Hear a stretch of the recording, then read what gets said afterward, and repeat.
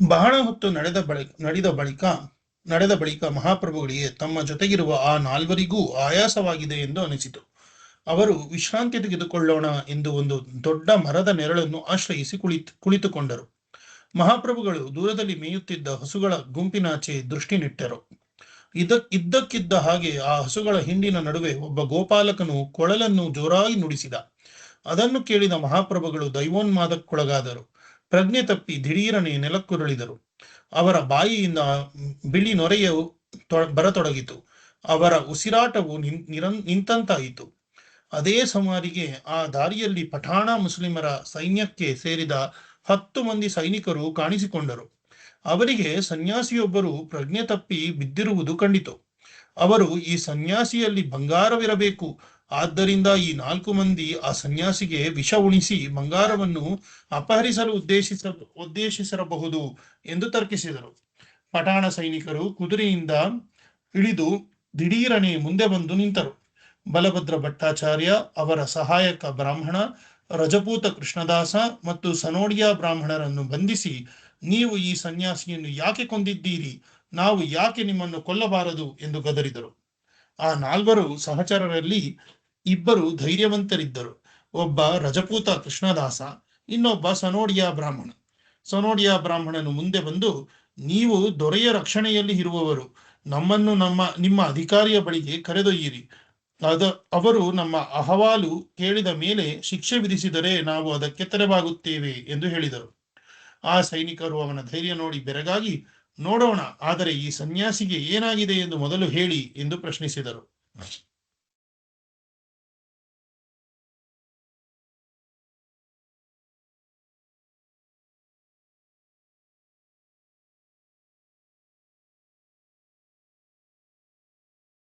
ಸನೋಡಿಯಾ ಬ್ರಾಹ್ಮಣನು, ನಿಮ್ಮ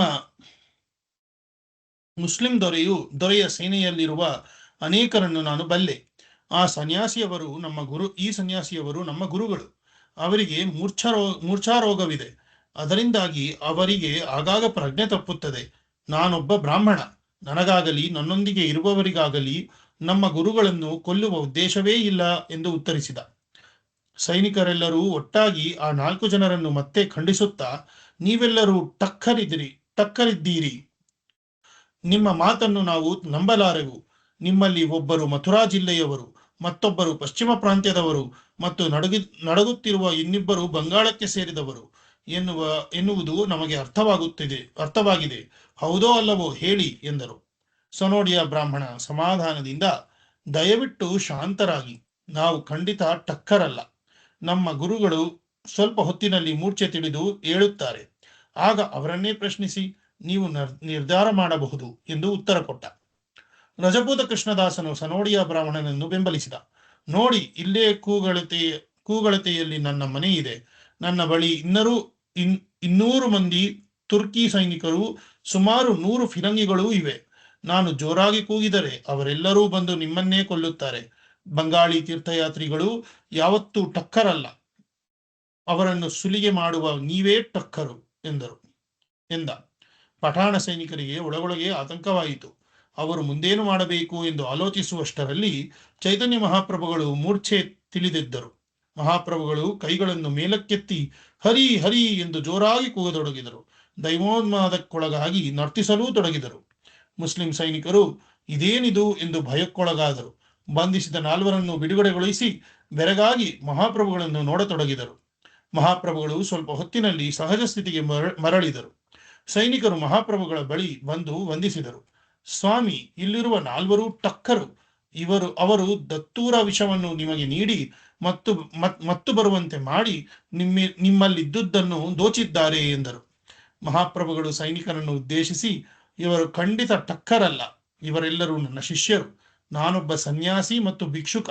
ನನ್ನ ಬಳಿ ಬೆಲೆಬಾಳುವ ವಸ್ತುಗಳು ಏನೂ ಇಲ್ಲ. ಅಲ್ಲದೆ ನಾನು ಆಗಾಗ ಮೂರ್ಛಾರೋಗವು ಬಾಧಿಸುವುದಿದೆ. ಅಂತ ಸಂದರ್ಭಗಳಲ್ಲಿ ನಾನು ಪ್ರಜ್ಞಾಹೀನನಾಗುತ್ತೇನೆ. ಈ 4 ಮಂದಿ ಕರುಣೆಯಿಂದ ನನ್ನ ಅವಶ್ಯಕತೆಗಳನ್ನು ನೋಡಿಕೊಳ್ಳುತ್ತಿದ್ದಾರೆ ಎಂದು ಹೇಳಿದರು. ಆ ಸೈನಿಕರ ನಡುವೆ ಕಪ್ಪು ಉಡುಪು ಧರಿಸಿಕೊಂಡಿದ್ದ ಗಂಭೀರ ಮನುಷ್ಯನೊಬ್ಬ ಇದ್ದ. ಅವನನ್ನು ಅಲ್ಲಿದ್ದ ಸೈನಿಕರು ಸಾಧು ಎಂದು ಸಂಬೋಧಿಸುತ್ತಿದ್ದರು. ಅವನಿಗೆ ಮಹಾಪ್ರಭುಗಳ ಮಾತುಗಳು ಇಷ್ಟವಾದವು. ಅವನಿಗೆ ಮಹಾಪ್ರಭುಗಳು ಎಂದು ಅನಿಸಿತು. ಆತ ಮುಂದೆ ಬಂದು ಮಹಾಪ್ರಭುಗಳಲ್ಲಿ, ನಾನು ನಿಮ್ಮಲ್ಲಿ ನಮ್ಮ ಪವಿತ್ರ ಗ್ರಂಥವಾದ ಕುರಾನ್ ಆಧಾರದಲ್ಲಿ ದೇವೋತ್ತಮ ಭಗವಂತನನ್ನು ನಿರಾಕಾರ ಬ್ರಹ್ಮನೆಂದು ನಿರೂಪಿಸ ಬಯಸಿದ್ದೇನೆ. ತಮ್ಮ ಒಪ್ಪಿಗೆ ಇದೆಯಾ ಎಂದು ವಿನಂತಿಸಿದ. ಮಹಾಪ್ರಭುಗಳು ಒಪ್ಪಿಗೆ ಎಂದರು. ಆ ಸಾಧುವು ಕುರಾನ್ನ ಆಧಾರದಲ್ಲಿ ನಿರಾಕಾರ ಬ್ರಹ್ಮನನ್ನು ಸ್ಥಾಪಿಸಲು ಪ್ರಯತ್ನಿಸಿದ. ಆತನ ಎಲ್ಲ ವಾದಗಳನ್ನು ಮಹಾಪ್ರಭುಗಳು ಉದಾಹರಣೆಗಳ ಮೂಲಕ ಖಂಡಿಸಿದರು. ಕುರಾನ್ ನಿರಾಕಾರ ತತ್ವವನ್ನು ಸ್ಥಾಪಿಸುವುದು ನಿಜ, ಆದರೆ ಅದು ಕೊನೆಯಲ್ಲಿ ನಿರಾಕಾರ ತತ್ವವನ್ನು ಖಂಡಿಸಿ ವ್ಯಕ್ತಿ ವಿಶೇಷವುಳ್ಳ ಭಗವಂತನನ್ನು ಸ್ಥಾಪಿಸುತ್ತದೆ. ಅಂತ ದೇವರು ಒಬ್ಬನೇ ಎನ್ನುತ್ತಲೇ ಆ ದೇವರು ಸರ್ವೈಶ್ವರ್ಯ ಸಂಪನ್ನ ಮತ್ತು ಕೃಷ್ಣ ಶರೀರಿ ಕಪ್ಪು ಬಣ್ಣದವನು ಎನ್ನುತ್ತದೆ. ಕುರಾನ್ ಪ್ರಕಾರ ದೇವರಿಗೆ ದಿವ್ಯವಾದ ಆನಂದಮಯವಾದ ಆಧ್ಯಾತ್ಮಿಕ ಶರೀರ ಇದೆ. ಅವನು ಪರಮಸತ್ಯ, ಸರ್ವವ್ಯಾಪಿ, ಸರ್ವಶಕ್ತ, ಅನಂತ ಮತ್ತು ಸರ್ವಕ್ಕೂ ಅವನೇ ಮೂಲ. ಅವನೇ ಸೃಷ್ಟಿ, ಸ್ಥಿತಿ, ಲಯಕ್ಕೆ ಕಾರಣ. ಅವನು ವಿಶ್ವದ ಸಮಸ್ತ ಸ್ಥೂಲ ಮತ್ತು ಸೂಕ್ಷ್ಮ ವ್ಯಕ್ತರೂಪಗಳಿಗೆ ಮೂಲ ಮತ್ತು ಆಶ್ರಯದಾತ. ಕರ್ಮಯೋಗ ಮತ್ತು ಜ್ಞಾನಯೋಗ ಎನ್ನುವುದು ಕುರಾನ್ನಲ್ಲಿ ಹೀಗೆ ವಿವರಿಸಲ್ಪಟ್ಟಿದ್ದರೂ ಅಂತ ಕುರಾನ್ ಭಗವಂತನಿಗೆ ಪ್ರಾರ್ಥನೆ ಸಲ್ಲಿಸುವುದೇ ಪರಮಗುರಿ ಎನ್ನುತ್ತದೆ. ನಿರಾಕಾರವಾದಿಗಳ ಮೋಕ್ಷ ಆನಂದವೆಂದರೆ ಭಗವಂತನ ಅಸ್ತಿತ್ವದಲ್ಲಿ ಬೆರೆತು ಹೋಗುವುದು. ಆದರೆ ಅದು ಭಗವಂತನ ಸೇವೆ ಮಾಡಿ ಪಡೆಯುವ ದಿವ್ಯಾನಂದದ ಒಂದು ಕಣಕ್ಕೂ ಸಮವಲ್ಲ. ಮಹಾಪ್ರಭುಗಳು ಖಚಿತವಾಗಿ ನುಡಿದರು. ಆದರೆ ಕುರಾನ್ ಪಂಡಿತರು ಶಾಸ್ತ್ರಜ್ಞಾನದಲ್ಲಿ ಯಾಕೋ ಅಷ್ಟಾಗಿ ಬೆಳೆದಿಲ್ಲ. ಯಾಕೆಂದರೆ ಕುರಾನ್ನ ಅಂತಿಮ ತೀರ್ಮಾನವು ಭಕ್ತಿಪಂಥವಾಗಿದೆ ಎನ್ನುವುದು ಅವರಿಗೆ ತಿಳಿದೇ ಇಲ್ಲ. ಮಹಾಪ್ರಭುಗಳ ಆ ಮಾತುಗಳಿಗೆ ಆ ಸಾಧು ತಲೆಬಾಗಿದ. ಆತ, ಹೌದು ಸ್ವಾಮಿ, ನಮ್ಮ ಸಮುದಾಯವು ಭಗವಂತನ ನಿರಾಕಾರ ಅಂಶವನ್ನಷ್ಟೇ ಒಪ್ಪಿಕೊಂಡು ಸಾಕಾರ ರೂಪವು ಪೂಜಾರ್ಹವಾದದ್ದು ಎನ್ನುವುದನ್ನು ನಿರಾಕರಿಸುತ್ತದೆ. ನಿಜವಾಗಿಯೂ ಆ ಜ್ಞಾನದಲ್ಲಿ ನಾವು ಬಹಳ ಹಿಂದಿದ್ದೇವೆ ಎಂದ. ಮಹಾಪ್ರಭುಗಳು ಮುಗುಳ್ನಕ್ಕರು. ಆ ನಗುವು ಸಾಧುವಿನ ಮೈಮನಸ್ಸುಗಳನ್ನು ಗೆದ್ದಿತು. ಸಾಧುವು ಮಹಾಪ್ರಭುಗಳ ಪಾದಗಳ ಮೇಲೆ ತಲೆಯಿಟ್ಟು, ಸ್ವಾಮಿ, ನೀವು ಸ್ವಯಂ ಭಗವಂತನೇ ಆಗಿದ್ದೀರಿ. ನನ್ನಲ್ಲಿ ನಾನೊಬ್ಬ ಪಂಡಿತ ಎನ್ನುವ ಗರ್ವ ಇತ್ತು, ಅದು ಈಗ ನಾಶವಾಗಿದೆ. ನನಗೆ ತಿಳಿಯದ ಹಾಗೆ ಈಗ ನನ್ನ ಇಡೀ ದೇಹದಲ್ಲಿ ಕೃಷ್ಣ ಪ್ರಜ್ಞೆ ಹರಿದಾಡುತ್ತಿದೆ. ನನ್ನ ಬಾಯಿಯು ಹರೇ ಕೃಷ್ಣ ಮಹಾಮಂತ್ರವನ್ನು ಪಠಿಸಲು ಹಾತೊರೆಯುತ್ತಿದೆ. ನಾನು ಮುಸ್ಲಿಂ ಧರ್ಮಗ್ರಂಥಗಳನ್ನು ಅಧ್ಯಯನ ಮಾಡಿದ್ದರೂ ಅದರಿಂದ ಜೀವನದ ಅಂತಿಮ ಗುರಿ ಏನು ಎನ್ನುವುದು ನನಗೆ ಇನ್ನೂ ತಿಳಿದಿಲ್ಲ. ಅದನ್ನು ಹೊಂದುವ ಮಾರ್ಗವೂ ತಿಳಿದಿಲ್ಲ. ದಯಮಾಡಿ ಇವೆರಡನ್ನೂ ನನಗೆ ನೀವು ತಿಳಿಸಿಕೊಡಬೇಕು ಎಂದು ಬೇಡಿದ. ಮಹಾಪ್ರಭುಗಳು ಅವನ ಮೈ ದಡವಿದರು. ಎದ್ದೇಳಿ ಎಂದು ಅವನ ಕೈ ಹಿಡಿದು ಮೇಲೆತ್ತಿದರು. ನಿಮ್ಮ ಬಾಯಿಯಲ್ಲಿ ಈಗ ಕೃಷ್ಣನಾಮವು ಬಂತಾದ್ದರಿಂದ ನೀವು ಲಕ್ಷ ಲಕ್ಷ ಜನ್ಮಗಳಲ್ಲಿ ಮಾಡಿದ ಪಾಪಕರ್ಮಗಳಿಂದ ಮುಕ್ತರಾಗಿ ಶುದ್ಧರಾಗಿದ್ದೀರಿ ಎಂದು ಅರ್ಥ. ನೀವು ಇನ್ನು ಮುಂದೆ ರಾಮದಾಸ ಎಂದು ಪ್ರಸಿದ್ಧರಾಗುತ್ತೀರಿ. ನನ್ನ ಶಿಷ್ಯರಲ್ಲಿ ಒಬ್ಬರಾಗಿ ಗೌರವಿಸಲ್ಪಡುತ್ತೀರಿ. ನೀವು ಸದಾ ಪವಿತ್ರ ಕೃಷ್ಣನಾಮವನ್ನು ಜಪಿಸುತ್ತೀರಿ ಎಂದು ಆದೇಶ ನೀಡಿದರು. ಅಲ್ಲಿದ್ದ ಇತರ ಸೈನಿಕರು ಮಹಾಪ್ರಭುಗಳಿಗೆ ಶರಣಾದರು. ಅವರಲ್ಲಿ ವಿಜುಲಿ ಖಾನ್ ಎಂಬ ಒಬ್ಬ ಪಠಾಣ ತರುಣನಿದ್ದ. ಅವನು ರಾಜನ ಮಗನಾಗಿದ್ದ. ಉಳಿದ ಪಠಾಣರೆಲ್ಲರೂ ಅವನ ಸೇವಕರಾಗಿದ್ದರು. ವಿಜುಲಿ ಖಾನ್, ರಾಮದಾಸ ಮತ್ತು ಉಳಿದ ಮುಸ್ಲಿಂ ಸೈನಿಕರೆಲ್ಲರೂ ಶ್ರೀಕೃಷ್ಣನ ಭಕ್ತರಾದರು. ಚೈತನ್ಯ ಮಹಾಪ್ರಭುಗಳ ಪಾದಗಳಿಗೆ ಪುಡಮಟ್ಟು ಹೊರಟರು. ಮುಂದೆ ಅವರು ಬೈರಾಗಿಗಳಾಗಿ ಪಠಾಣ ವೈಷ್ಣವರೆಂದು ಪ್ರಸಿದ್ಧರಾದರು. ವಿಜುಲಿ ಖಾನ್ ಒಬ್ಬ ಮಹಾಭಾಗವತನಾದ. ಅವನ ಪ್ರಸಿದ್ಧಿಯು ಆ ಪ್ರದೇಶದ ಪ್ರತಿಯೊಂದು ತೀರ್ಥಯಾತ್ರಾ ಕ್ಷೇತ್ರದಲ್ಲಿಯೂ ಮೆರೆಯಿತು. ಮಹಾಪ್ರಭು ಅಲ್ಲಿಂದ ಮುಂದೆ ನಡೆದರು. ಸೋರೋ ಕ್ಷೇತ್ರ ಎನ್ನುವ ತೀರ್ಥಯಾತ್ರಾ ತಾಣಕ್ಕೆ ಬಂದರು. ಗಂಗಾ ನದಿಯಲ್ಲಿ ಸ್ನಾನ ಮಾಡಿದರು. ಸೋರೋ ಕ್ಷೇತ್ರದಲ್ಲಿ ಮಹಾಪ್ರಭುಗಳು ತಮ್ಮ ಜೊತೆ ಇದ್ದ ರಜಪೂತ ಕೃಷ್ಣದಾಸ ಮತ್ತು ಸನೋಡಿಯಾ ಬ್ರಾಹ್ಮಣನಿಗೆ ತಮ್ಮ ಮನೆಗಳಿಗೆ ಹಿಂದಿರುಗಲು ಹೇಳಿದರು. ಆದರೆ ಅವರಿಬ್ಬರಿಗೂ ಪ್ರಯಾಗದವರೆಗೆ ಮಹಾಪ್ರಭುಗಳ ಸಂಗಡ ಇರುವ ಅವಕಾಶ ನೀಡಲು ಪ್ರಾರ್ಥಿಸಿದರು. ಅದಲ್ಲದೆ ಆ ಪ್ರಾಂತವು ಮುಸ್ಲಿಂ ಆಳ್ವಿಕೆಗೆ ಒಳಪಟ್ಟಿರುವುದರಿಂದ ಹಾಗೂ ಬಲಭದ್ರ ಭಟ್ಟಾಚಾರ್ಯರಿಗೆ ಸ್ಥಳೀಯ ಭಾಷೆಗಳು ಬಾರದಿರುವುದರಿಂದ ತಮ್ಮ ಅವಶ್ಯಕತೆ ಇದೆ ಎಂದು ಮಹಾಪ್ರಭುಗಳಿಗೆ ಮನವಿ ಮಾಡಿದರು. ಮಹಾಪ್ರಭುಗಳು ಅದಕ್ಕೆ ಸಮ್ಮತಿಸಿದರು. ಅವರೆಲ್ಲರೂ ಗಂಗಾ ನದಿಯ ದಡದಲ್ಲೇ ನಡೆಯುತ್ತಾ ಪ್ರಯಾಣವನ್ನು ಮುಂದುವರಿಸಿದರು.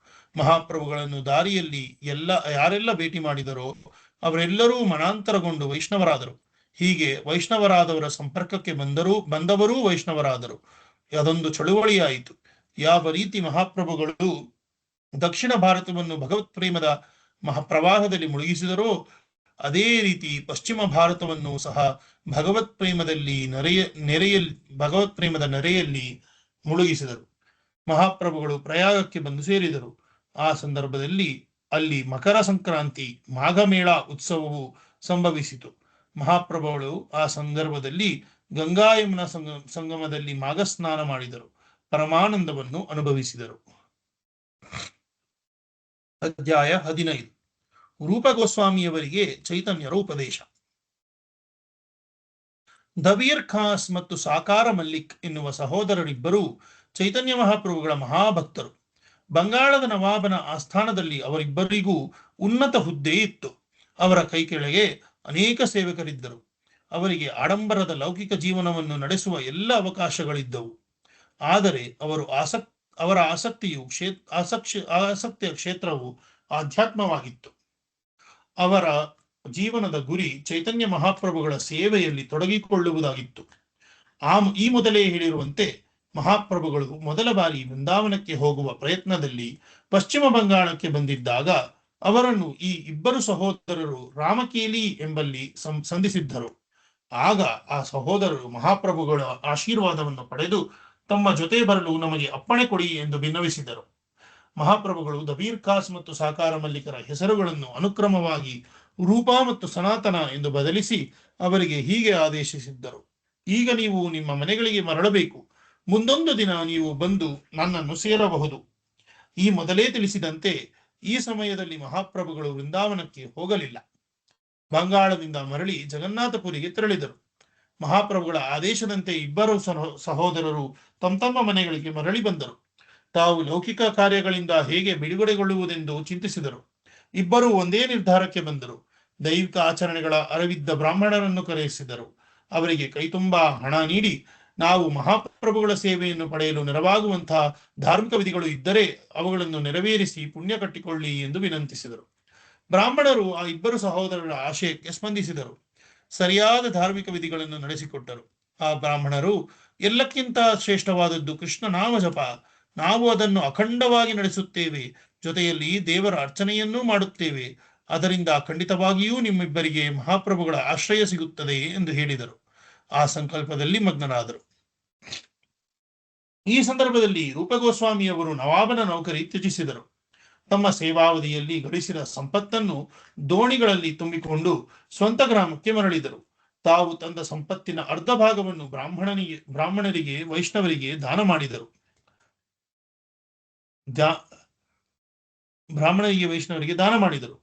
ಉಳಿದ ಅರ್ಧ ಭಾಗವನ್ನು ಬಂಧು ಬಾಂಧವರಿಗೆ ಹಂಚಿದರು. ಕಾಲು ಭಾಗವನ್ನಷ್ಟೇ ತಮಗಾಗಿ ಉಳಿಸಿಕೊಂಡರು.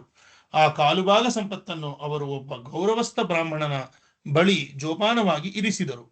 ನಂತರ ಅವರು ಬಂಗಾಳದ ಒಬ್ಬ ವರ್ತಕನ ಬಳಿ ಹೋದರು. ಆಪತ್ಕಾಲಕ್ಕೆ ಇರಲಿ ಎಂದು 10,000 ಚಿನ್ನದ ನಾಣ್ಯಗಳನ್ನು ಅವನ ಬಳಿ ಠೇವಣಿ ಇಟ್ಟರು. ಮಹಾಪ್ರಭುಗಳು ಬಂಗಾಳದಿಂದ ಜಗನ್ನಾಥಪುರಿಗೆ ಮರಳಿದ ಮೇಲೆ ಯಾವ ಕ್ಷಣದಲ್ಲೂ ಅವರು ವೃಂದಾವನಕ್ಕೆ ಪ್ರಯಾಣ ಬೆಳೆಸಬಹುದು ಎನ್ನುವುದು ಜನಜನಿತವಾಗಿತ್ತು. ಈ ವಿಚಾರವನ್ನು ತಿಳಿದಿದ್ದ ರೂಪಗೋಸ್ವಾಮಿಯವರು ಮಹಾಪ್ರಭುಗಳ ಪ್ರಯಾಣದ ವಿವರಗಳನ್ನು ತಿಳಿಯಲೆಂದೇ ಇಬ್ಬರು ಸೇವಕರನ್ನು ನೇಮಿಸಿದರು. ಇದೇ ಸಮಯದಲ್ಲಿ ನವಾಬನ ನೌಕರಿಯಲ್ಲಿದ್ದ ಸನಾತನರು ಅದರಿಂದ ಹೇಗೆ ಬಿಡುಗಡೆ ಪಡೆಯುವುದೆಂದು ಬಹಳ ಆಲೋಚಿಸಹತ್ತಿದ್ದರು.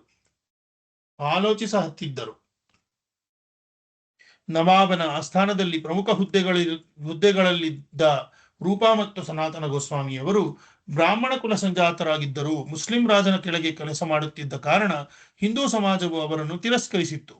ನೌಕರಿಯಿಂದ ತಾವು ನಿವೃತ್ತವಾಗುವುದು ಕಠಿಣ ಸಾಧ್ಯ ಎಂಬ ಅರಿವು ಸನಾತನರಿಗಿತ್ತು. ಈ ಕಾರಣದಿಂದ ಅವರು ನವಾಬನ ಸೇವೆಯಿಂದ ಬಿಡುಗಡೆ ಹೊಂದಲು ಒಂದು ಉಪಾಯ ಹೂಡಿದರು. ತಮಗೆ ಅನಾರೋಗ್ಯವಿದೆ ಎಂದು ಸುದ್ದಿ ಹಬ್ಬಿಸಿ ಎಲ್ಲೂ ಹೋಗದೆ ಮನೆಯಲ್ಲೇ ಉಳಿದುಕೊಂಡರು. ಇದರಿಂದ ನವಾಬನ ಆಸ್ಥಾನದಲ್ಲಿದ್ದ ಲೋಭಿ ಅಧಿಕಾರಿಗಳಿಗೆ ಅನುಕೂಲವಾಯಿತು. ಅಂತವರು ಒಳಗೊಳಗೇ ಸನಾತನ ಗೋಸ್ವಾಮಿಯವರನ್ನು ಅಭಿನಂದಿಸುತ್ತಾ ಸನಾತನ ಗೋಸ್ವಾಮಿಯವರ ಹುದ್ದೆಗೆ ಏರಲು ತಮ್ಮೊಳಗೆ ಪೈಪೋಟಿ ನಡೆಸಲು ಮುಂದಾದರು. ಸನಾತನ ಗೋಸ್ವಾಮಿಯವರು ತಮ್ಮ ಮನೆಗೆ ಸುಮಾರು 20-25 ಮಂದಿ ಬ್ರಾಹ್ಮಣ ವಿದ್ವಾಂಸರನ್ನು ಕರೆಸಿದರು. ಅವರ ಜೊತೆ ಶ್ರೀಮದ್ ಭಾಗವತದ ಅಧ್ಯಯನ ಮತ್ತು ಚರ್ಚೆಯಲ್ಲಿ ತೊಡಗಿಕೊಂಡರು. ಇದಾಗಿ ಕೆಲವು ವಾರಗಳು ಕಳೆದವು. ನವಾಬನು ಸನಾತನ ಗೋಸ್ವಾಮಿಯವರಲ್ಲಿ ಸಂಶಯಗೊಂಡನು. ಅವನು ರಾಜವೈದ್ಯರನ್ನು ಕರೆಸಿ ಸನಾತನ ಗೋಸ್ವಾಮಿಯವರ ಆರೋಗ್ಯ ಪರೀಕ್ಷೆ ಮಾಡಿಸಿದನು. ತದನಂತರ ಸನಾತನ ಗೋಸ್ವಾಮಿಯವರ ಮನೆಗೆ ಅನಿರೀಕ್ಷಿತವಾಗಿ ಭೇಟಿ ನೀಡಿದನು. ಸನಾತನ ಗೋಸ್ವಾಮಿಯವರು ಬ್ರಾಹ್ಮಣರ ಜೊತೆ ಎದ್ದು ನಿಂತು ನವಾಬನನ್ನು ಗೌರವಿಸಿದರು, ಉಚಿತಾಸನ ನೀಡಿದರು. ತಾವು ಇಷ್ಟು ದೂರ ಬಂದದ್ದಕ್ಕೆ ಧನ್ಯವಾದಗಳು ಎಂದು ವಂದಿಸಿದರು. ನವಾಬನು ಅಸಮಾಧಾನದಿಂದ, ನಾನು ರಾಜವೈದ್ಯನನ್ನು ನಿಮ್ಮ ಬಳಿ ಕಳುಹಿಸಿದ್ದೆ. ಆಗ ನಿಮ್ಮನ್ನು ಪರೀಕ್ಷಿಸಿ ನೀವು ಸಂಪೂರ್ಣವಾಗಿ ಆರೋಗ್ಯವಾಗಿದ್ದೀರಿ ಎಂದು ನನಗೆ ವರದಿ ನೀಡಿದ. ಆದರೆ ನೀವು ಕರ್ತವ್ಯಕ್ಕೆ ಹಾಜರಾಗುತ್ತಿಲ್ಲ, ಹಾಯಾಗಿ ಮನೆಯಲ್ಲಿದ್ದೀರಿ. ನನಗೆ ನಿಮ್ಮ ಅವಶ್ಯಕತೆ ಇದೆ ಎನ್ನುವುದನ್ನು ನೀವು ಮರೆತಿದ್ದೀರಿ. ನಿಮ್ಮ ಮನಸ್ಸಿನಲ್ಲಿ ಇರುವುದನ್ನು ನಿರ್ಭಿಡೆಯಿಂದ ಹೇಳಿ ಎಂದನು. ಸನಾತನ ಗೋಸ್ವಾಮಿಯವರು, ನವಾಬರು ಕ್ಷಮಿಸಬೇಕು. ನನ್ನಿಂದ ಇನ್ನು ನೀವು ಯಾವ ಸೇವೆಯನ್ನು ನಿರೀಕ್ಷಿಸಬಾರದು. ನನಗೆ ಈಗ ಲೌಕಿಕ ವ್ಯವಹಾರಗಳಲ್ಲಿ ಆಸಕ್ತಿ ಇಲ್ಲ ಎಂದು ಉತ್ತರಿಸಿದರು. ನವಾಬನಿಗೆ ಸಿಟ್ಟು ಬಂತು. ಅವನು, ನಿಮ್ಮ ಹಿರಿಯ ಸಹೋದರ ಅಂದರೆ ಸ್ವಯಂ ನವಾಬನು ಈಗಾಗಲೇ ಹಲವು ಜೀವಿಗಳನ್ನು ಕೊಂದು ಹಾಕಿದ್ದಾನೆ. ಇಡೀ ಬಂಗಾಳವನ್ನು ಹಾಳುಗಿಡವಿದ್ದಾನೆ. ಆದರೆ ಈಗ ನೀವು ನನ್ನ ಯೋಜನೆಗಳನ್ನೆಲ್ಲ ಹಾಳು ಮಾಡುತ್ತಿದ್ದೀರಿ ಎಂದು ಗರ್ಜಿಸಿದ. ಸನಾತನ ಗೋಸ್ವಾಮಿಯವರು ವಿನಯದಿಂದ, ನೀವು ಇಡೀ ಬಂಗಾಳದ ಅಧಿಪತಿ, ನೀವು ಸ್ವತಂತ್ರರೂ ಹೌದು. ಆದರೆ ನಾವು ಹಾಗಲ್ಲ. ಯಾರಾದರೂ ತಪ್ಪೆಸಗಿದರೆ ಅವರಿಗೆ ನೀವು ಶಿಕ್ಷೆ ವಿಧಿಸಬಹುದು ಎಂದರು. ನವಾಬನ ಸಿಟ್ಟು ನೆತ್ತಿಗೇರಿತು. ಆತ ಈತನನ್ನು ಬಂಧಿಸಿ ಸೆರೆಯಲ್ಲಿಡಿ ಎಂದು ಆಜ್ಞೆ ಮಾಡಿದ. ಸನಾತನ ಗೋಸ್ವಾಮಿಯವರ ಮೇಲೆ ನವಾಬನಿಗೆ ಅಪಾರ ವಿಶ್ವಾಸ ಇತ್ತು. ಆತ ಗೋಸ್ವಾಮಿಯವರನ್ನು ತನ್ನ ಒಡಹುಟ್ಟಿದವನಂತೆ ನೋಡಿಕೊಳ್ಳುತ್ತಿದ್ದ. ನವಾಬನು ಸಾಮ್ರಾಜ್ಯವನ್ನು ವಿಸ್ತರಿಸುವುದರಲ್ಲಿ ನಿರತನಾಗಿದ್ದು ರಾಜ್ಯಾಡಳಿತದ ಭಾರವನ್ನು ಸನಾತನರ ಹೆಗಲ ಮೇಲೆ ಹಾಕಿದ್ದ. ಆದರೆ ಸನಾತನ ಗೋಸ್ವಾಮಿಯವರಲ್ಲಿ ಮಾತ್ರ ಈ ನವಾಬನು ಎಂಥ ಶಿಕ್ಷೆ ಕೊಟ್ಟರೂ ಚಿಂತಿಲ್ಲ. ಇನ್ನು ರಾಜ್ಯಾಡಳಿತ ಮಾತ್ರ ಬೇಡ ಎಂಬ ಭಾವವಿತ್ತು. ಅದರಿಂದಾಗಿ ಅವರು ತಮ್ಮ ನಿರ್ಧಾರವನ್ನು ನವಾಬನ ಮುಂದಿಟ್ಟಿದ್ದರು. ಅದು ನವಾಬನಿಗೂ ಅರ್ಥವಾಯಿತು. ಅವನಿಗೂ ಸನಾತನ ಗೋಸ್ವಾಮಿಯವರನ್ನು ಬಂಧಿಸುವ ಇಚ್ಛೆ ಇರಲಿಲ್ಲ.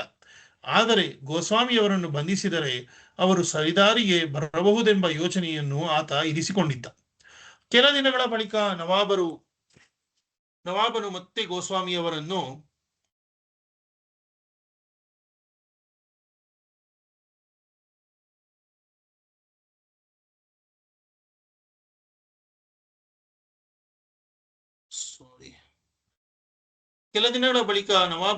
ಗೋಸ್ವಾಮಿಯವರನ್ನು ಆಸ್ಥಾನಕ್ಕೆ ಕರೆಸಿದ. ಅವರನ್ನು ವಿಶ್ವಾಸಕ್ಕೆ ತೆಗೆದುಕೊಳ್ಳುವಂತೆ, ನಾನು ಈಗ ಒರಿಸ್ಸಾ ದೇಶಕ್ಕೆ ದಾಳಿ ಇಡುವ ಸಿದ್ಧತೆಯಲ್ಲಿದ್ದೇನೆ, ನೀವು ನನ್ನ ಜೊತೆ ಬರಬೇಕು ಎಂದ. ಗೋಸ್ವಾಮಿಯವರು, ದೇವೋತ್ತಮ ಪರಮಪುರುಷನು ಈಗ ಒರಿಸ್ಸಾದಲ್ಲಿದ್ದಾನೆ. ಅವನಿಗೆ ನೋವು ನೀಡಲಿಕ್ಕಾಗಿ ನೀವು ದಾಳಿ ನಡೆಸುತ್ತಿದ್ದೀರಿ.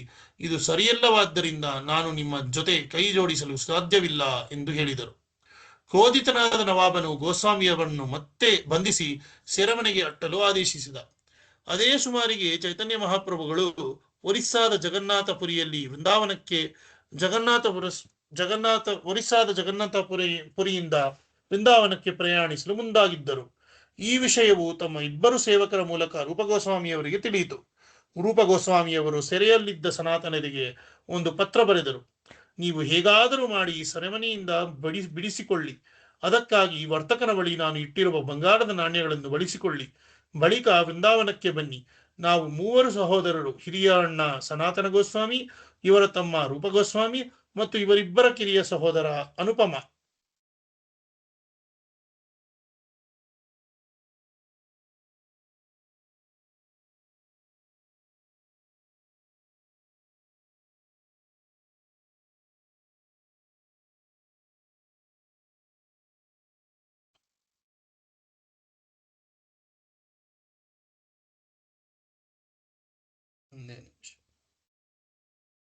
ಪೇಜ್ ಹೆಂಗೋ ಇದಾಯ್ತು.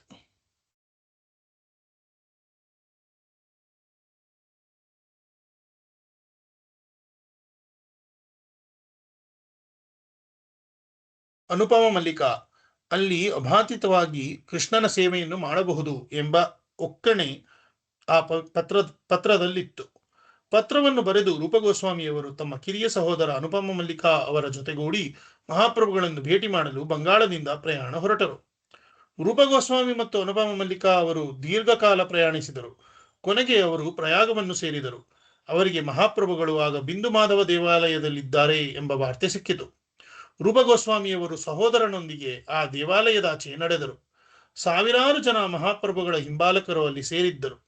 ಅವರಲ್ಲಿ ಕೆಲವರು ನಗುತ್ತಿದ್ದರು, ಕೆಲವರು ಅಳುತ್ತಿದ್ದರು ಮತ್ತು ಇನ್ನೂ ಕೆಲವರು ನರ್ತಿಸುತ್ತಿದ್ದರು. ಎಲ್ಲರೂ ಕೃಷ್ಣ ಕೃಷ್ಣ ಎನ್ನುವುದರಲ್ಲಿ ಮೈಮರೆತಿದ್ದರು. ದೂರದಿಂದಲೇ ರೂಪಗೋಸ್ವಾಮಿಯವರು ಮಹಾಪ್ರಭುಗಳನ್ನು ಮತ್ತು ಅವರ ಹಿಂಬಾಲಕರನ್ನು ನೋಡಿದರು. ಮಹಾಪ್ರಭುಗಳ ಭೇಟಿಯ ಅವಕಾಶಕ್ಕಾಗಿ ಕಾಯತೊಡಗಿದರು. ಸ್ವಲ್ಪ ಸಮಯದ ಬಳಿಕ ಮಹಾಪ್ರಭುಗಳು ಏಕಾಂತ ಸ್ಥಳದಲ್ಲಿರುವುದನ್ನು ಕಂಡ ಆ ಸಹೋದರರು ಒಂದೊಂದು ಹಿಡಿ ಹುಲ್ಲನ್ನು ಬಾಯಿಯಲ್ಲಿ ಕಚ್ಚಿಕೊಂಡರು. ಮಹಾಪ್ರಭುಗಳು ಎದುರು ಬಂದು ದಂಡವತ್ ಪ್ರಣಾಮ ಮಾಡಿದರು. ತಕ್ಷಣ ಇಬ್ಬರಲ್ಲೂ ದೈವೋನ್ಮಾದವಾಯಿತು. ಅವರು ನಮಸ್ಕರಿಸುತ್ತಾ ನೆಲಕ್ಕೆ ಬಿದ್ದರು. ಆಮೇಲೆ ಮೇಲೆದ್ದು ನರ್ತಿಸತೊಡಗಿದರು. ಮಹಾಪ್ರಭುಗಳು ಆ ಇಬ್ಬರನ್ನೂ ನೋಡಿ ಸಂತೋಷಗೊಂಡರು. ಅವರಿದ್ದಲ್ಲಿಗೆ ಧಾವಿಸಿ ಬಂದರು. ರೂಪಗೋಸ್ವಾಮಿಯವರನ್ನು ಆಲಿಂಗಿಸಿ, ನೀವು ಕೃಷ್ಣನ ಕರುಣೆಗೆ ಒಳಗಾಗಿದ್ದೀರಿ. ಭೋಗಸುಖದ ಆಳವಾದ ಕತ್ತಲ ಬಾವಿಯಿಂದ ಶ್ರೀಕೃಷ್ಣನು ನಿಮ್ಮಿಬ್ಬರನ್ನು ಮೇಲೆತ್ತಿದ್ದಾನೆ ಎಂದರು. ಮಹಾಪ್ರಭುಗಳ ಅವ್ಯಾಜ ಪ್ರೇಮದ ಅನುಗ್ರಹಕ್ಕೆ ಒಳಗಾದ ಸಹೋದರರು ಕೈ ಜೋಡಿಸಿ ಪ್ರಾರ್ಥಿಸಿದರು. ನಮೋ ಮಹಾವದಾನ್ಯಾಯ ಕೃಷ್ಣ ಪ್ರೇಮ ಪದಾಯತೆ ಕೃಷ್ಣಾಯ ಕೃಷ್ಣ ಚೈತನ್ಯ ನಾಮ್ನೇ ಗೌರತ್ವಿಷೇ ನಮಃ. ಹೇ ಮಹಾ ಔದಾರ್ಯಪೂರ್ಣ ಅವತಾರಿಗಳೇ, ಚೈತನ್ಯ ಮಹಾಪ್ರಭುಗಳಾಗಿ ಅವತರಿಸಿರುವ ನೀವು ಸ್ವಯಂ ಕೃಷ್ಣನೇ ಆಗಿದ್ದೀರಿ. ಶ್ರೀಮತಿ ರಾಧಾರಾಣಿಯ ಬಂಗಾರದ ಮೈಕಾಂತಿಯನ್ನು ಹೊಂದಿರುವ ನೀವು ಪರಿಶುದ್ಧ ಕೃಷ್ಣ ಪ್ರೇಮವನ್ನು ವ್ಯಾಪಕವಾಗಿ ಹಂಚುತ್ತಿದ್ದೀರಿ. ನಾವು ನಿಮಗೆ ಗೌರವಪೂರ್ವಕವಾಗಿ ವಂದಿಸುತ್ತಿದ್ದೇವೆ. ಮಹಾಪ್ರಭುಗಳು ಇಬ್ಬರನ್ನು ಬೆಳಗಿರೆದರು. ತಮ್ಮ ಹತ್ತಿರದಲ್ಲೇ ಕುಳ್ಳಿರಿಸಿಕೊಂಡು ಸನಾತನರ ಸುದ್ದಿ ನಿಮಗೆ ತಿಳಿದಿದೆಯಾ ಎಂದು ಪ್ರಶ್ನಿಸಿದರು.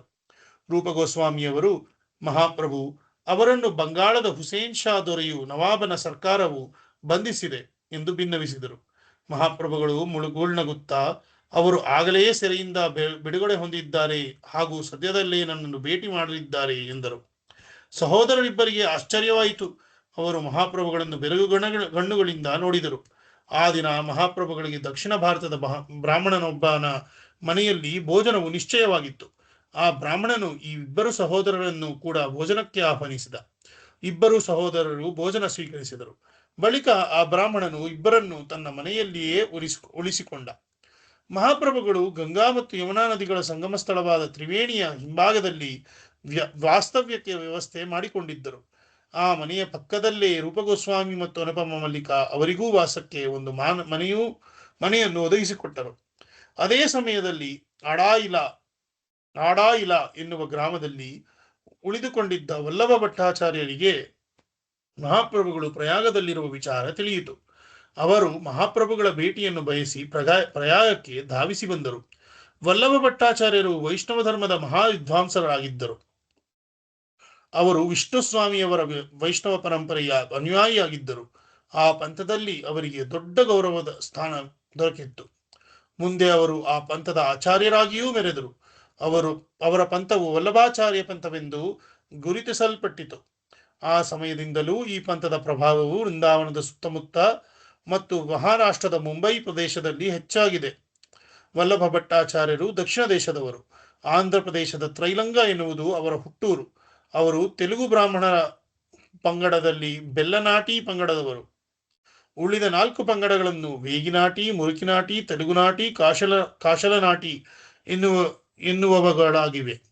ಅವರ ತಂದೆ ಲಕ್ಷ್ಮಣ ದೀಕ್ಷಿತರು ಅವರು ಜನಿಸುವ ಮೊದಲೇ ಸನ್ಯಾಸ ಸ್ವೀಕರಿಸಿದ್ದರು. ವಲ್ಲಭನು ತಮ್ಮ ಮಗನೆಂದು ಘೋಷಿಸುವ ಸಲುವಾಗಿಯೇ ಅವರು ಮನೆಗೆ ಹಿಂದಿರುಗಿ ಬಂದಿದ್ದರು. ವಲ್ಲಭರು ವಾರಾಣಸಿಯಲ್ಲಿ 11 ವರ್ಷಗಳ ಕಾಲ ಅಧ್ಯಯನ ನಡೆಸಿದರು.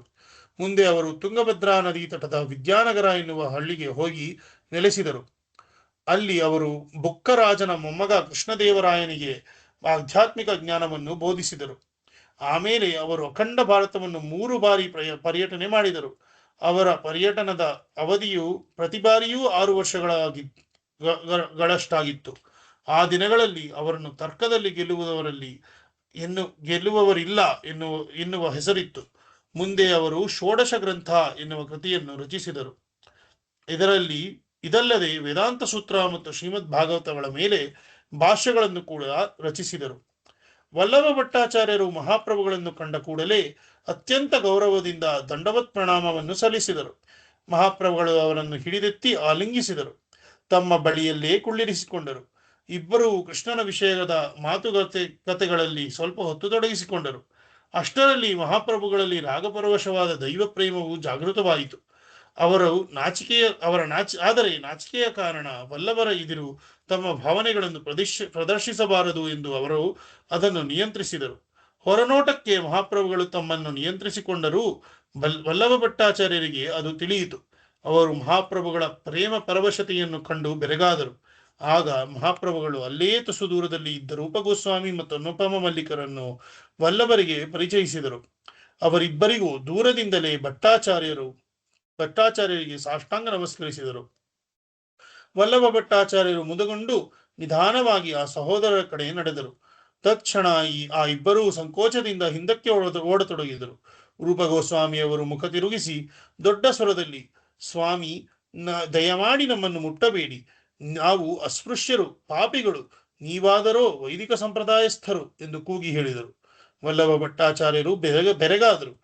ಇದೇನಿದು ಎಂದು ಮಹಾಪ್ರಭುಗಳನ್ನು ನೋಡಿದರು. ಮಹಾಪ್ರಭುಗಳು, ಹೌದು ಭಟ್ಟಾಚಾರ್ಯರೇ, ನೀವು ವೈದಿಕರು ಮತ್ತು ಯಜ್ಞಾಚರಣೆಗಳಲ್ಲಿ ಪರಿಣಿತಿ ಪಡೆದವರು, ಆದರೆ ಅವರು ಹೀನಕುಲ ಸಂಜಾತರು ಎಂದರು.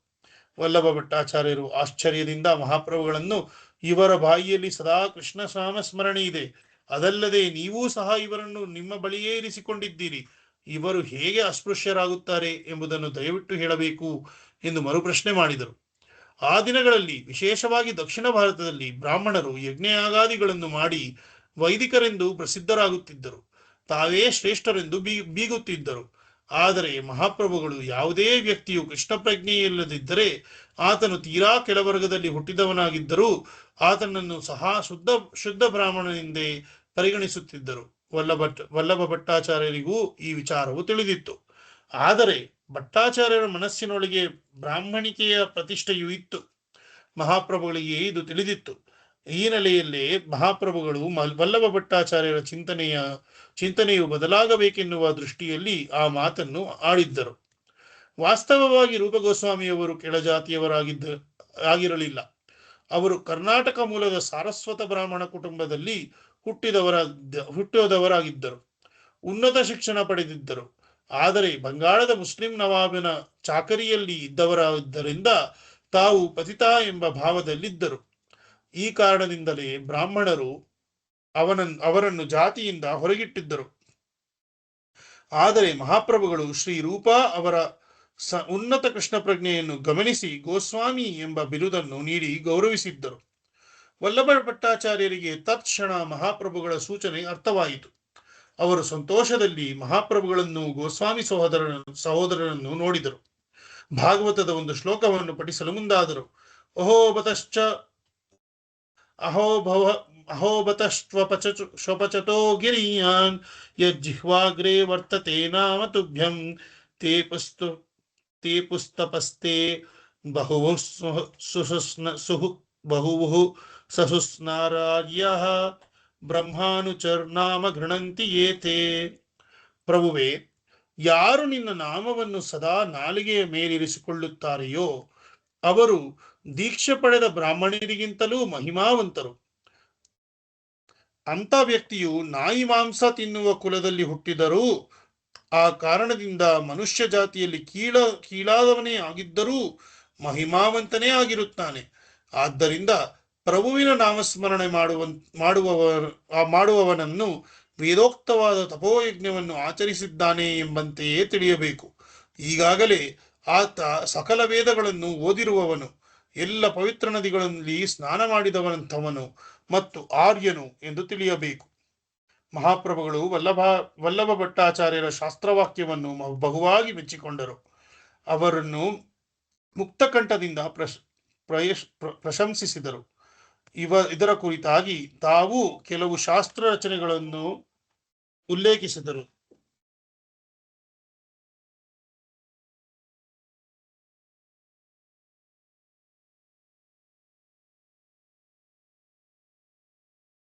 ನಂತರ ವಲ್ಲಭ ಭಟ್ಟಾಚಾರ್ಯರು ಚೈತನ್ಯ ಮಹಾಪ್ರಭುಗಳು ಮತ್ತು ಅವರು ಸಂಗಾತಿಗಳನ್ನು ಅಡಾಯಿಲಾದಲ್ಲಿರುವ ತಮ್ಮ ಮನೆಗೆ ಆಹ್ವಾನಿಸಿದರು. ಭಟ್ಟಾಚಾರ್ಯರು ಒಂದು ನಾವೆಯಲ್ಲಿ ಅವರೆಲ್ಲರನ್ನೂ ಕೂರಿಸಿ ನದಿಯನ್ನು ದಾಟಿಸಲು ಮುಂದಾದರು. ಮಹಾಪ್ರಭುಗಳು ತ್ರಿವೇಣಿ ಸಂಗಮದಲ್ಲಿ ಯಮುನಾ ನದಿಯ ತೀರವನ್ನು ನೋಡಿ ಭಾವಾವೇಶಕ್ಕೊಳಗಾದರು. ಆವೇಶದಿಂದ ಹೂಂಕರಿಸಿ ನದಿಗೆ ಧುಮುಕಿದರು. ಎಲ್ಲರೂ ಗಾಬರಿಯಾಗಿ ಪ್ರಯಾಸದಿಂದ ಮಹಾಪ್ರಭುಗಳನ್ನು ನೀರಿನಿಂದ ಎಳೆದು ಕಷ್ಟಪಟ್ಟು ನಾವೆಯೊಳಗೆ ಕುಳ್ಳಿರಿಸಿದರು. ಇನ್ನೂ ಭಾವಾವೇಶದಲ್ಲೇ ಇದ್ದ ಮಹಾಪ್ರಭುಗಳು ನಾವೆಯಲ್ಲಿ ನರ್ತಿಸಲಾರಂಭಿಸಿದರು. ಇದರಿಂದ ನೌಕೆಯು ಹೊಯ್ದಾಡತೊಡಗಿ ಅದು ಯಾವ ತಕ್ಷಣದಲ್ಲೂ ಮುಳುಗಬಹುದೆನ್ನುವ ಸ್ಥಿತಿ ನಿರ್ಮಾಣವಾಯಿತು. ಪರಿಸ್ಥಿತಿಯನ್ನು ನೋಡಿದ ಮಹಾಪ್ರಭುಗಳು ಶಾಂತವಾದರು. ಸ್ವಲ್ಪ ಸಮಯದಲ್ಲೇ ನಾವೆಯ ಅಡಾಯಿಲ ಗ್ರಾಮ ತೀರಕ್ಕೆ ಬಂದು ನಿಂತಿತು. ವಲ್ಲಭ ಭಟ್ಟಾಚಾರ್ಯರು ಬಹಳ ಗೌರವದಿಂದ ಮಹಾಪ್ರಭುಗಳನ್ನು ನಾವೆಯಿಂದ ಇಳಿಸಿದರು. ಪ್ರೇಮದಿಂದ ತಮ್ಮ ಮನೆಗೆ ಕರೆದೊಯ್ದು ಉಪಚರಿಸಿದರು. ಅವರಿಗೂ ಅವರ ಸಂಗಾತಿಗಳಿಗೂ ಭೋಜನ ನೀಡಿ ಆನಂದಿಸಿದರು. ಅದೇ ಹೊತ್ತಿಗೆ ಬಿಹಾರ ಪ್ರಾಂತದ ತಿರುಹಿತಾ ಜಿಲ್ಲೆಯ ರಘುಪತಿ ಉಪಾಧ್ಯಾಯರೆನ್ನುವ ಮಹಾಕೃಷ್ಣ ಭಕ್ತರೊಬ್ಬರು ಅಲ್ಲಿ ಕಾಣಿಸಿಕೊಂಡರು. ಮಹಾಪ್ರಭುಗಳು ಅವರನ್ನು ಸ್ವಾಗತಿಸಿ ಅವರಲ್ಲಿ ಶ್ರೀಕೃಷ್ಣ ಲೀಲಾ ವಿನೋದಗಳನ್ನು ವರ್ಣಿಸುವ ಶ್ಲೋಕಗಳನ್ನು ಪಠಿಸಲು ಕೇಳಿಕೊಂಡರು. ಉಪಾಧ್ಯಾಯರು ಅಂತಹ ಶ್ಲೋಕಗಳನ್ನು ಪಠಿಸಲು ಮುಂದಾದಾಗ ಮಹಾಪ್ರಭುಗಳು ಅಪ್ರತಿಮ ದೈವೋನ್ಮಾದಕ್ಕೆ ಒಳಗಾದರು. ರಘುಪತಿ ಉಪಾಧ್ಯಾಯರು ಅದನ್ನು ಗಮನಿಸಿ ಮಹಾಪ್ರಭುಗಳು ಸಾಕ್ಷಾತ್ ಶ್ರೀಕೃಷ್ಣನ ಅವತಾರವೇ ಎಂದು ತೀರ್ಮಾನಕ್ಕೆ ಬಂದರು. ಮಹಾಪ್ರಭುಗಳು ಉಪಾಧ್ಯಾಯರನ್ನು ಬಳಿಗಿರೆದು ಒಂದೊಂದೇ ಪ್ರಶ್ನೆಗಳನ್ನು ಮುಂದಿಟ್ಟರು. ಮಹಾಪ್ರಭುಗಳು: ನಿಮ್ಮ ತೀರ್ಮಾನದ ಪ್ರಕಾರ ಅತ್ಯಂತ ಶ್ರೇಷ್ಠ ಪುರುಷರು ಯಾರು? ಉಪಾಧ್ಯಾಯರು: ಭಗವಾನ್ ಶ್ಯಾಮಸುಂದರನ ರೂಪವು ಶ್ರೇಷ್ಠವಾದದ್ದು. ಮಹಾಪ್ರಭುಗಳು: ಕೃಷ್ಣಧಾಮದಲ್ಲಿ ಯಾವುದು ಉತ್ಕೃಷ್ಟ? ಉಪಾಧ್ಯಾಯರು: ಮಧುಪುರಿ ಅಥವಾ ಮಥುರಾಧಾಮವೇ ಶ್ರೇಷ್ಠ. ಮಹಾಪ್ರಭುಗಳು: ಕೃಷ್ಣನ ಶೈಶವ, ಬಾಲ್ಯ, ನವಯೌವನ ಇವುಗಳಲ್ಲಿ ಯಾವುದು ಶ್ರೇಷ್ಠ? ಉಪಾಧ್ಯಾಯರು: ನವಯೌವನವೇ ಅತ್ಯುತ್ತಮವಾದದ್ದು. ಮಹಾಪ್ರಭುಗಳು: ರಸಗಳಲ್ಲಿ ಯಾವುದು ಅತ್ಯುತ್ತಮ? ಉಪಾಧ್ಯಾಯರು: ದಾಂಪತ್ಯದ ಪ್ರೇಮವೇ ಅತ್ಯುತ್ತಮ. ಮಹಾಪ್ರಭುಗಳ ಕಂಠವು ಗದ್ಗದಿತವಾಯಿತು. ಅವರು: ನೀವು ನನಗೆ ಪ್ರಥಮ ಶ್ರೇಣಿಯ ತತ್ವಗಳನ್ನು ಬೋಧಿಸಿದ್ದೀರಿ, ಅದನ್ನು ನಾನು ಶ್ಲೋಕ ರೂಪದಲ್ಲಿ ಹೇಳಬಹುದಲ್ಲವೇ ಎಂದು ಹೇಳಿದರು. ಆಮೇಲೆ ಆ ತತ್ವಗಳನ್ನು ಶ್ಲೋಕ ರೂಪದಲ್ಲಿ ಪಠಿಸಿದರು. ಶ್ಯಾಮದೇವ ಪರಂ ರೂಪಂ ಪುರಿ ಮಧುಪುರೀವರ ವಯ ಕೈಶೋರ ಕಂಧ್ಯೇಯಂ ಆದ್ಯ ಏವ ಪರೋರಸಃ. ಶ್ಯಾಮಸುಂದರ ರೂಪವೇ ಉತ್ಕೃಷ್ಟ ರೂಪ, ಮಥುರಾನಗರಿಯೇ ಪರಮಧಾಮ. ಪ್ರಭು ಕೃಷ್ಣನ ನವಯೌವನವು ಸದಾ ಧ್ಯಾನಿಸಬೇಕಾದಂತಹುದು ಮತ್ತು ರಸಗಳಲ್ಲೆಲ್ಲ ದಾಂಪತ್ಯ ಪ್ರೇಮರಸವು ಸರ್ವಶ್ರೇಷ್ಠವಾದದ್ದು. ಮಹಾಪ್ರಭುಗಳು ಈ ಶ್ಲೋಕವನ್ನು ಮತ್ತೆ ಮತ್ತೆ ಪಠಿಸುತ್ತಾ ರಘುಪತಿ ಉಪಾಧ್ಯಾಯರನ್ನು ಆಲಿಂಗಿಸಿದರು. ಆಗ ಉಪಾಧ್ಯಾಯರು ಸಹ ಭಾವಪರವಶರಾಗಿ ನರ್ತಿಸಲು ಮುಂದಾದರು. ಮಹಾಪ್ರಭುಗಳು ವಲ್ಲಭ ಭಟ್ಟಾಚಾರ್ಯರ ಮನೆಯಲ್ಲಿರುವ ವರ್ತಮಾನವು ಗ್ರಾಮದಲ್ಲಿ ಹರಡಿತು. ಗ್ರಾಮಸ್ಥರೆಲ್ಲರೂ ಮಹಾಪ್ರಭುಗಳ ದರ್ಶನಕ್ಕೆ ಬರತೊಡಗಿದರು. ಗ್ರಾಮದ ಬ್ರಾಹ್ಮಣರು ಮಹಾಪ್ರಭುಗಳನ್ನು ತಮ್ಮಲ್ಲಿಗೆ ಭೋಜನಕ್ಕೆ ಆಹ್ವಾನಿಸಲು ಕಾತರರಾದರು. ಅದು ವಲ್ಲಭ ಭಟ್ಟಾಚಾರ್ಯರ ಆತಂಕಕ್ಕೆ ಕಾರಣವಾಯಿತು. ಅವರು ಮಹಾಪ್ರಭುಗಳು ಭಕ್ತರ ಆಹ್ವಾನವನ್ನು ಮನ್ನಿಸಿ ಹೊರಟರೆ ಯಮುನಾ ನದಿಯಿಂದ ಮಹಾಪ್ರಭುಗಳನ್ನು ರಕ್ಷಿಸುವುದು ಹೇಗೆ ಎಂದು ಯೋಚಿಸಿ ಒಂದು ನಿರ್ಧಾರಕ್ಕೆ ಬಂದರು. ಅವರು ಮಹಾಪ್ರಭುಗಳನ್ನು ಈಗ ಯಾರೂ ಭೋಜನಕ್ಕೆ ಆಹ್ವಾನಿಸಬಾರದು. ಅಪೇಕ್ಷೆಯುಳ್ಳವರು ಮಹಾಪ್ರಭುಗಳು ಅಡಾಯಿಲಾ ಗ್ರಾಮದಿಂದ ನಿರ್ಗಮಿಸಿ ಪ್ರಯಾಗ ತಲುಪಿದ ಮೇಲೆ ಅಲ್ಲಿಗೇ ಹೋಗಿ ಆಹ್ವಾನಿಸಬಹುದು ಎಂದು ಅಡಾಯಿಲಾ ಗ್ರಾಮದ ಬ್ರಾಹ್ಮಣರಿಗೆ ಹೇಳಿದರು. ಕೆಲ ದಿನಗಳ ಬಳಿಕ ಮಹಾಪ್ರಭುಗಳನ್ನು ವಲ್ಲಭ ಭಟ್ಟಾಚಾರ್ಯರು ಪ್ರಯಾಗಕ್ಕೆ ಕರೆದೊಯ್ಯಲು ಮುಂದಾದರು. ಯಮುನಾ ನದಿಯ ಮೇಲೆ ಮಹಾಪ್ರಭುಗಳು ಪ್ರಯಾಣಿಸಿದರೆ ಅಪಾಯವೆಂದಣಿಸಿ ಗಂಗಾ ನದಿಯ ಮೇಲೆ ಮಹಾಪ್ರಭುಗಳನ್ನು ಕರೆದೊಯ್ದರು. ಮಹಾಪ್ರಭುಗಳು ಪ್ರಯಾಗಕ್ಕೆ ಮರಳಿ ಬಂದರು. ಅದನ್ನು ತಿಳಿದು ಅನೇಕ ಭಕ್ತರು ಅವರನ್ನು ಸಂದರ್ಶಿಸಲು ಬರತೊಡಗಿದರು. ಮಹಾಪ್ರಭುಗಳು ಅದನ್ನು ಗಮನಿಸಿ ಏಕಾಂತ ಸ್ಥಳವಾದ ದಶಾಶ್ವಮೇಧ ಸ್ನಾನಘಟ್ಟಕ್ಕೆ ತೆರಳಿದರು. ಅವರಿಗೆ ಅಲ್ಲಿ ರೂಪಗೋಸ್ವಾಮಿಯವರಿಗೆ ಭಕ್ತಿ ತತ್ವಜ್ಞಾನವನ್ನು ಬೋಧಿಸಬೇಕೆನ್ನುವ ಮನಸ್ಸಾಯಿತು. ರೂಪಗೋಸ್ವಾಮಿಯವರು ಭಕ್ತಿ ಜ್ಞಾನವನ್ನು ಪ್ರಸರಿಸಲು ಪರಮಯೋಗ್ಯ ವ್ಯಕ್ತಿ ಎನ್ನುವುದನ್ನು ಆಗಲೇ ಅವರು ಮನಗಂಡಿದ್ದರು. ಮಹಾಪ್ರಭುಗಳು ರೂಪಗೋಸ್ವಾಮಿಯವರಿಗೆ ಶ್ರೀಕೃಷ್ಣನ ಕುರಿತಾದ ಪರಮಸತ್ಯಗಳು, ಆತನ ಶುದ್ಧ ಭಕ್ತಿ ಸೇವೆಯ ದಿವ್ಯರಸಗಳು ಮತ್ತು ಭಾಗವತದ ಪರಮಸತ್ಯಗಳನ್ನು ಬೋಧಿಸಿದರು. ರಾಮಾನಂದರಾಯರು ನುಡಿದಿದ್ದ ಪರಮಗುಹ್ಯ ತಾತ್ವಿಕ ವಿಷಯಗಳನ್ನು ಸಹ ಬೋಧಿಸಿದರು. ಇಲ್ಲಿ ನಿಲ್ಸೋಣ. ಈ ಬೋಧನೆಗಳು ಏನು ಅನ್ನೋದನ್ನು ಮುಂದಿನ ವಾರ ನೋಡೋಣ. ಹರೇ ಕೃಷ್ಣ.